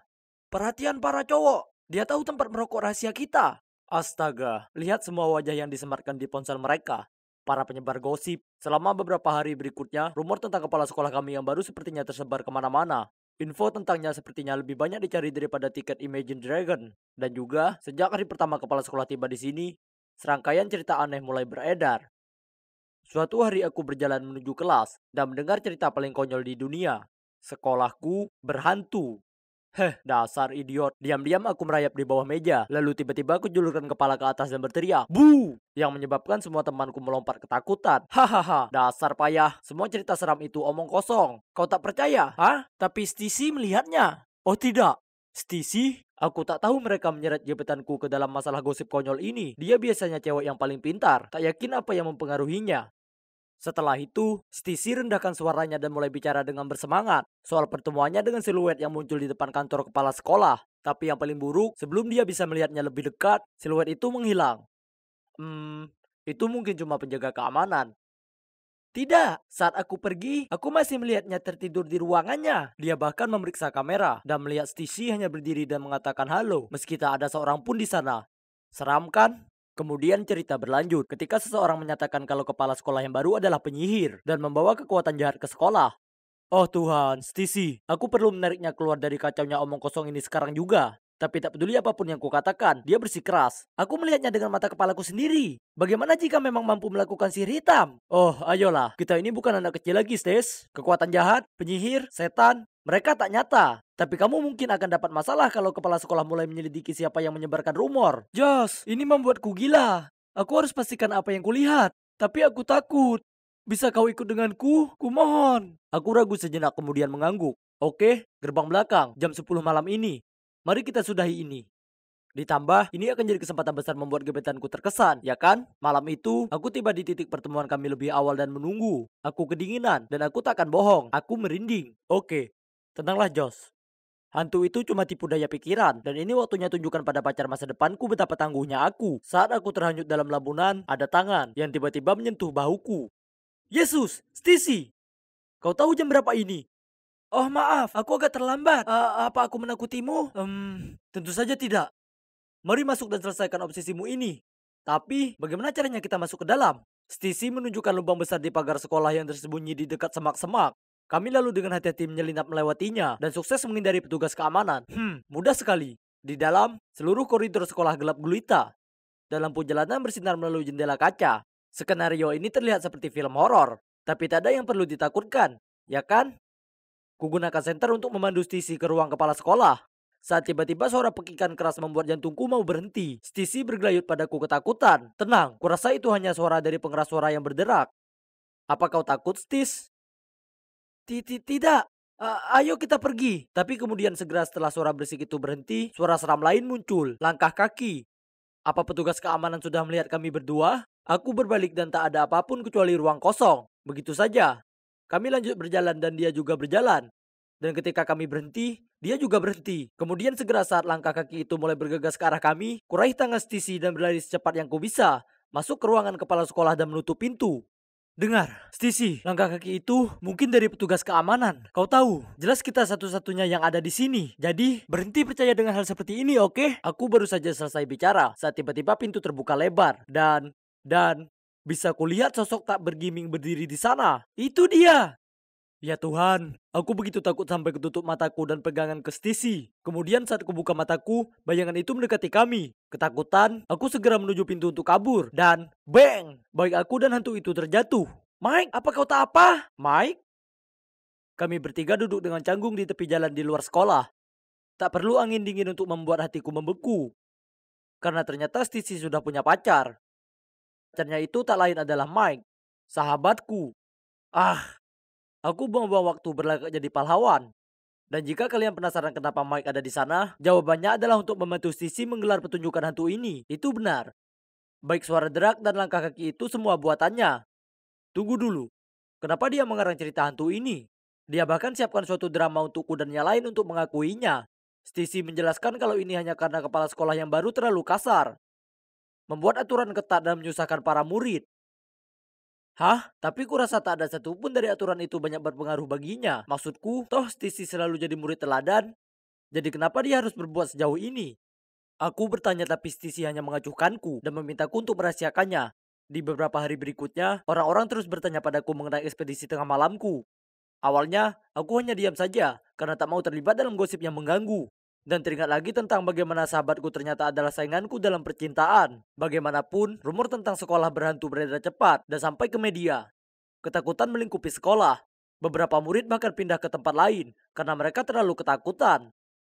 Meskipun aku bukan penggemar aturan ketat kepala sekolah, apa yang Stacy lakukan sudah kelewatan batas. Suatu hari, aku hendak mencarinya untuk selesaikan ini ketika kulihat dia jalan sendiri menuruni tangga pintu keluar. Stacy, aku tahu kau ini putri kepala sekolah dan admin dari grup obrolan seram yang muncul belakangan ini. Apa? Stacy adalah putri dari kepala sekolah? Tak bisa dipercaya. Dan bukankah orang itu, Pak Smith, wakil kepala sekolah? Mungkin kita mengejar hal yang sama. Apa kau tak mau ibumu kerja di tempat lain juga, betul kan? Tapi caramu sepertinya tak berjalan begitu baik. Jadi apa saran Anda? Ada cara lebih mudah, yaitu memberiku stempel ibumu. Aku akan atasi ini. Ini terlalu bahaya. Bagaimana saya bisa mempercayai Anda? Sekarang kita di pihak yang sama. Kau mungkin tak ingin ibumu tahu apa yang sudah kau perbuat di belakangnya, ya kan? Segera setelah Pak Smith pergi, aku langsung lari ke Stacy. Tidak, kau tak bisa lakukan itu. Kau bahkan tak mengenalnya secara langsung. Hati-hati. Tapi Stacy bersikeras melakukan caranya sendiri. Dia bilang kalau sejak ayahnya meninggal, dia sudah mulai lelah dengan aturan-aturan ibunya. Sekolah adalah satu-satunya tempat di mana dulu dia merasa bebas. Tapi sekarang, itu juga telah hancur baginya. Aku tak bisa hidup 24/7 di bawah kurungan ibuku. Apa kau mengerti? Nah, itu benar. Bahwa jadi anak seorang guru pasti sudah cukup membuat stres. Apalagi jadi anak kepala sekolah yang tegas. Itu pasti lebih melelahkan. Tapi berkonspirasi dengan Pak Smith adalah langkah yang terlalu jauh, ya kan? Dan apa yang akan terjadi, akan terjadi. Beberapa hari berikutnya, banyak sekali pesan bocor mengenai kepala sekolah memalsukan skor untuk meningkatkan ranking sekolah. Dan tentu saja, ia akan jadi subjek dari prosedur kedisiplinan dan mungkin keluar dari pekerjaannya selamanya karena melanggar etika profesi. Kulihat Stacy. Wajahnya muram dan tiba-tiba dia melesat keluar kelas. Aku mengejar dan mencarinya kemanapun, tapi dia tak bisa kutemukan. Hingga aku dengar suara isak tangis dari kantin yang terbengkalai. Syukurlah itu dia. Melihatku, Stacy pecah tangisnya dan mencurahkan isi hatinya. Dia tak menyangka konsekuensi tindakannya dan dengan naif membiarkan Pak Smith mengambil untung dari kepercayaannya dan menyusun semua ini. Stis, kurasa yang terbaik adalah untuk memberitahu ibumu kebenarannya. Masih ada waktu memperbaiki ini. Cepat, sebelum terlalu terlambat. Dia menyeka air matanya dan memberiku pelukan, lalu setuju untuk pergi mencari ibunya. Bu, aku menyesal. Aku yang mulai rumor itu dan bersekongkol dengan Pak Smith untuk membantu menghancurkan karir ibu. Kukira kepala sekolah akan meledak, tapi kemudian yang mengejutkanku, ia mendekat dan menarik Stacy ke dalam pelukannya. Aku tahu semuanya jadi berat, sejak ayahmu tak lagi bersama kita. Aku hanya begitu khawatir dirimu membuat pilihan yang salah dan akan mengambil langkah keliru hingga aku mulai bersikap lebih tegas padamu. Aku menyayangimu, pernah bermaksud memberi beban seberat ini padamu. Aku minta maaf. Tolong maafkan Sisi, dia tak pernah bermaksud menyakiti Anda dan merasa tak enak sekali tentang itu. Semua baik-baik saja. Terima kasih banyak, Josh, telah bercerita padaku soal ini. Hah? Ibu sudah tahu semuanya? Ya, aku sangat khawatir kalau kau akan diperalat. Jadi kuceritakan padanya mengenai percakapanmu dengan wakil kepala sekolah. Dan rumor bahwa kepala sekolah harus berhenti dari pekerjaannya, itu aku yang sebarkan. Maksudku, itulah bagaimana Stacy menyadari kalau yang dilakukannya itu keterlaluan dan bisa mendapatkan konsekuensi besar, ya kan? Meskipun ibunya memaafkannya, Stacy masih gugup karena dia telah memberikan Pak Smith stempel ibunya. Itu tak apa sayang, apa yang kau lakukan secara tak sengaja membantuku mendapatkan bukti penggelapannya dengan pura-pura menjadi aku. Pelanggarannya akan segera ditangani. Semua sudah baik sekarang. Tugasku di sini sudah selesai. Kuperbaiki hubungan Stacy dan ibunya. Tapi yang terpenting, kubuktikan kalau sekolah ini tak berhantu. Hahaha. Jadi, apa selanjutnya? Nah, Stacy pasti merasa tergerak dengan aksi heroiku dan mulai tumbuh rasa untukku. Karena dia putus dengan Mike. Tak lama setelahnya, lalu mengajakku kencan. Tapi Mike sahabatku dan tak mungkin aku membuatnya sedih karena cewek. Jadi aku menolaknya. Lagi pula, sisi nakalnya itu cukup menakutkan. Para cewek memang berbahaya. Hahaha. Mm, ah, mm, Kenapa pagar ini harus tinggi sekali? Oh tidak, itu tak terdengar baik. Ini waktunya keluar dari sini. Tapi, sepertinya aku tersangkut. Tiba-tiba penjaga keamanan menyilaukanku dengan senter dan menyuruhku untuk tak bergerak. Aku toh tak bisa. Mereka menarikku turun. Kemudian hal berikutnya yang kutahu, aku didorong ke kursi dan diinterogasi oleh penjaga keamanan. Tapi yang mereka dapat dariku hanya diam. Beberapa menit kemudian, Tuan dan Nyonya Langston muncul. Ya, mereka pasangan kaya yang punya mansion ini. Mereka orang yang kucari. Kurasa aku berhutang penjelasan ke mereka.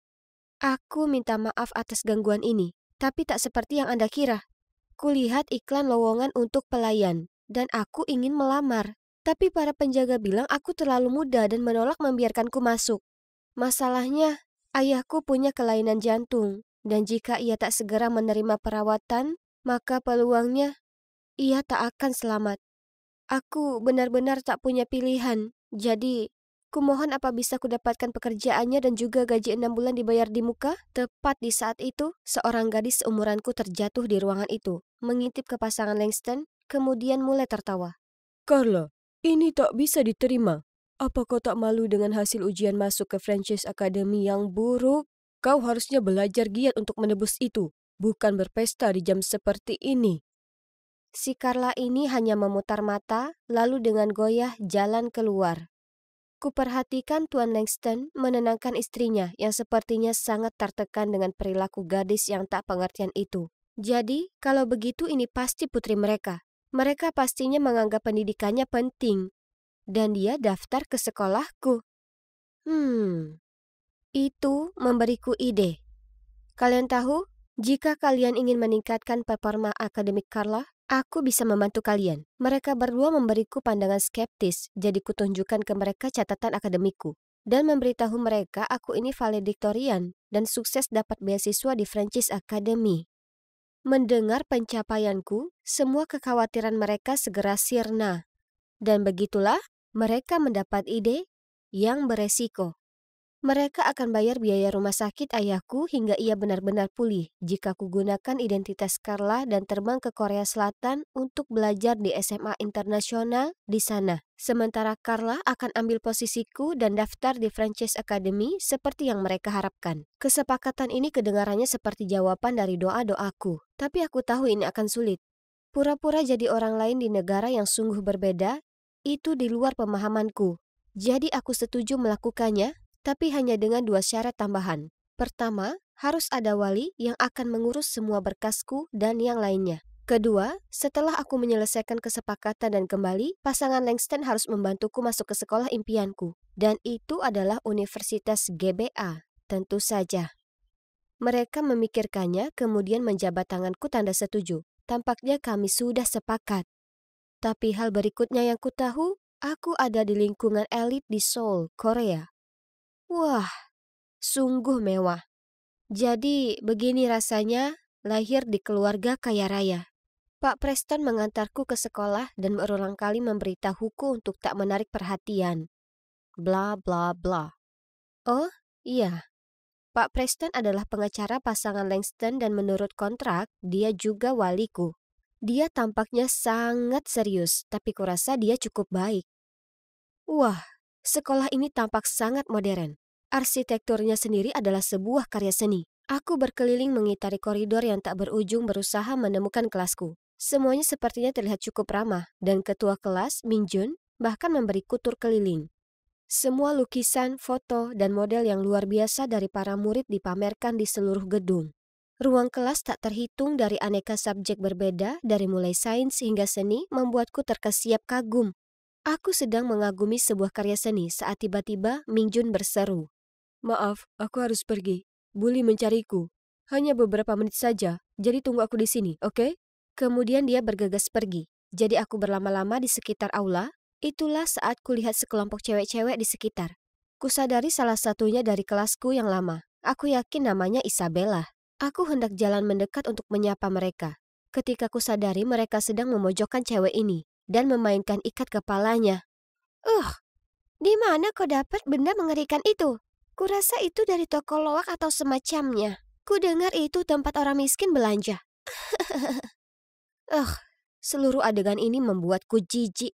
Mereka mengucilkan seseorang hanya karena dia tak berasal dari keluarga kaya raya seperti mereka.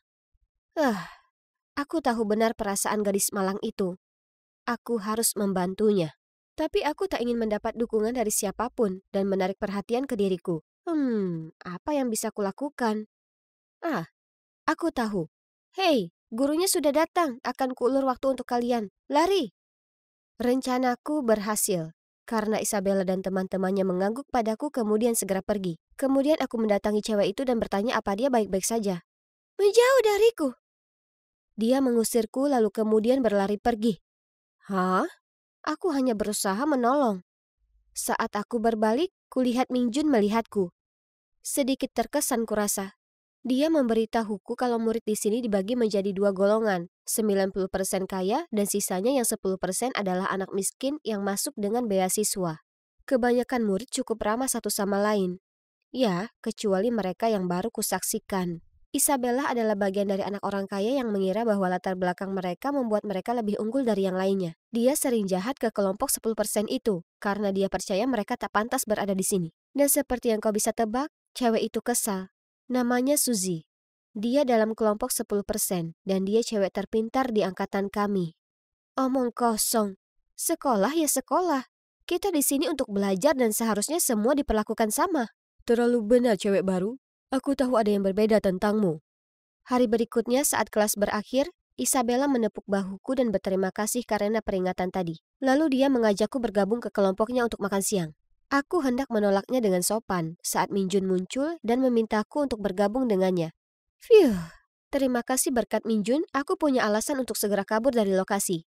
Namun, aku memang menoleh ke belakang dan melihat Isabella itu memberi tatapan tersinggung. Setelah itu, Mingjun dan aku mulai lebih sering nongkrong bareng. Kami segera jadi teman baik, dan kami berdua putuskan bahwa dinamika di sekitar sini perlu diubah.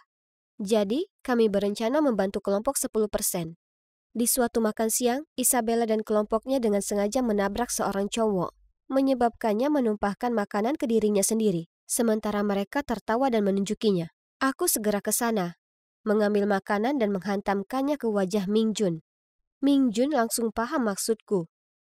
Dia kemudian mengambil segenggam mie dan mengoleskannya ke Isabella. Isyarat kantin pecah jadi perang makanan besar dan berantakan. Di lain waktu, sekolah sedang mempersiapkan festival budaya. Satu cowok dari kelompok 10% punya ide keren untuk membuka stand makanan menyajikan makanan tradisional dari berbagai negara berbeda. Semua orang setuju. Tentu saja, ya, kalian menebaknya, Isabella dan sahabatnya yang sombong. Rakyat jelata, terlalu terbiasa kerja jadi pelayan untuk layani orang lain, Aku mengedip ke Mingjun. Kemudian kami tetap tinggal dan diam-diam menulis nama Isabella dan teman-temannya di daftar peserta lalu mengumpulkannya ke guru.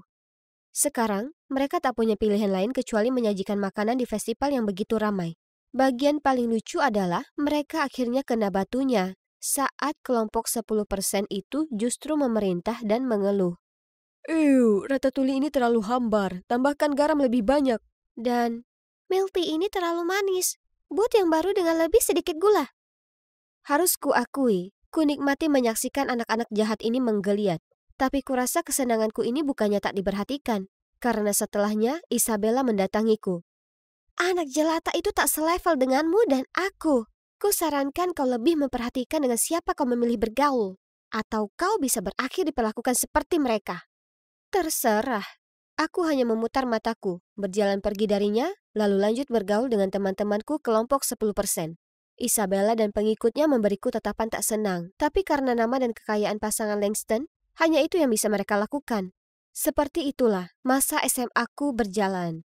Aku punya beberapa teman hebat dan coba tebak. Ya, aku sekarang pacaran dengan Mingjun. Aku suka sekali berada di Korea Selatan ini, dan aku bahkan mulai suka dengan Preston, yang meskipun pemarah, sekarang kuanggap seperti keluarga bagiku. Maksudku, jangan salah. Aku sangat merindukan keluargaku di rumah, tapi sekarang ayah makin pulih dan kami rutin FaceTime. Meskipun hidupku sekarang menakjubkan, jauh di lubuk hatiku aku selalu merasa seperti hidup dalam mimpi. Tak ada satupun dari hal ini benar-benar milikku, dan semua akan berakhir segera setelah kutinggalkan tempat ini. Dan akhirnya, pekan terakhirku di sini pun tiba. Saat aku sedang belajar untuk ujian akhirku, ujian SAT, kuterima pesan dari nomor tak dikenal. Aku tahu rahasiamu. Tinggalkan ujian atau akan kuungkap dirimu. Apa? Siapa kira-kira itu? Ku telepon nomor itu dan suara yang terdistorsi mengangkat teleponnya. Aku memohon padanya untuk memberitahuku kenapa dia melakukan ini. Tapi dia hanya menjawab, Kau tak perlu tahu, lakukan saja seperti kataku. kemudian dia menutup telepon. Untung bagiku, Preston tak hanya pengacara yang hebat, tapi juga jenius soal teknologi. Berkat dia, kami melacak lokasi telepon. Aku bertaruh kalian sama penasarannya denganku untuk mengetahui siapa itu. Dan sekarang adalah momen kebenarannya. Hah? Tak mungkin. Berdiri di sana tampak terkejut adalah Suzy. Kenapa dia lakukan ini padaku? Ini tak masuk akal. Maksudku, aku tahu kami tak berteman, tapi aku tak memusuhinya. Kenapa dia begitu membenciku sampai berniat merusak hidupku seperti ini? Kumohon, biar ku jelaskan. Sejak kau tiba di sini, aku kehilangan posisi teratas di sekolah, yang artinya aku juga kehilangan beasiswa penuh untuk kuliah. Keluargaku tak akan pernah mampu membiayainya sendiri. Jadi kuputuskan untuk menyelidikimu. Dan itulah saat kutemukan kalau kau bukan Carla Langston yang asli. Dan kau dibayar oleh orang tuanya untuk mencapai semua catatan akademik ini untuknya. Aku paham kenapa kau kesal, tapi kau tak perlu memerasku. Kau tak terlihat seperti seseorang yang akan lakukan hal seperti itu. Jadi agak mengecewakan yang sudah kau perbuat. Aku tak begitu. Aku di jalan buntu, Airin. Kau harus pahami. Ini merupakan seluruh masa depanku yang akan hilang. Dan untuk apa? Supaya cewek kaya manja bisa masuk ke kampus tanpa berusaha sama sekali? Sepertinya aku harus banyak berpikir. Pada akhirnya, aku sadar bahwa yang kurasakan terhadap Suzy adalah rasa kasihan. Ini semua salahku. Dan tak adil bagi orang sekompeten Suzy, seluruh masa depannya harus hancur karenaku. Jadi, aku harus lebih dewasa di sini. Kuputuskan meminta pasangan Langston agar memberi Suzy tempat di Universitas GBA, yang sebelumnya dipesan untuk sebagai bagian dari kesepakatan. Maksudku, jangan khawatir. Dengan otak cerdas ini, aku bisa dengan mudah masuk ke sana sendiri, ya kan? Dan kemudian, segera setelah aku selesai ujian, diam-diam kutinggalkan Korea Selatan, tanpa mengucap selamat tinggal pada semua orang, termasuk Mingjun. Suzy dan aku naik penerbangan yang sama kembali ke US. Dia terus mengucap terima kasih di sepanjang perjalanan ke sana. Dan, ya bisa kita bilang, di saat pesawat mendarat, kami jadi teman baik. Tapi, semua tak berjalan semulus yang kumaksudkan. Ternyata Carla bahkan lebih lalai dari yang kukira sebelumnya. Yang dia bisa lakukan hanyalah dapatkan diploma SMA dengan nilai-nilai buruk yang membuat syok. Sekarang ini adalah nilai-nilaiku yang jelek. Impianku untuk masuk universitas bergengsi pupus sudah. Sebaliknya, aku harus puas dengan perguruan tinggi komunitas. Beberapa tahun berlalu, dan tak ada sehari pun aku tak memikirkan tentang Korea Selatan atau Mingjun. Aku tak bisa bicara dengannya lagi. Aku sudah janji ke pasangan Langston akan putuskan semua kaitanku di sana. Maksudku, Suzy adalah pengecualian. Suatu hari saat keluar dengan Suzy, dia tunjukkan padaku sesuatu yang menarik di Facebook. Kemudian kami kebetulan menggulir postingan Mingjun yang bunyinya, "Akhirnya kutemukan kau, cinta dalam hidupku." Hatiku hancur. Wah, sepertinya dia sudah temukan orang lain, sementara hatiku masih merindukannya. Tapi hidup harus berlanjut, dan seminggu setelahnya, aku sedang menunggu Suzy di luar kampusnya. Menghayalkan ini bisa saja jadi kehidupanku. Kulihat seraut wajah tak asing menuju ke arahku. Itu Mingjun. Tapi tunggu. Dia sama cewek Carla? Tunggu dulu. Postingan Facebooknya itu tentang dia? Cinta dalam hidupnya itu Carla? Aku tak bisa hadapi ini sekarang. Jadi kutahan air mata sambil menarik nafas dalam-dalam lalu berbalik pergi. Tapi tiba-tiba kurasa ada tangan yang menarikku kembali. Itu Mingjun. Ini sungguh dirimu. Akhirnya kutemukan kau. Aku terus mencari sejak kelulusan, lalu informasiku mengarahkanku ke sini dan kepada Aku. Carla muncul di sebelahnya dan tersenyum lebar padaku. Hei, siapa aku yang bisa hentikan cinta sejati? Jadi kukatakan padanya nama aslimu dan membantunya mencarimu. Maksudku, kau kan pintar, jadi aku tahu kau akan masuk ke kampus ini juga. Tidak, kau sudah kacaukan nilaiku, ingat? Ya sudah, itu sudah tak penting lagi. Aku berbalik dan melihat ke arah Mingjun. Aku minta maaf, Mingjun. Aku ingin beritahu padamu semuanya, tapi aku tak bisa. Dengan menggenggam tanganku di tangannya dan memberiku senyum menawan ini, aku sudah menemukanmu. Dan percayalah padaku, sekarang itu yang paling penting.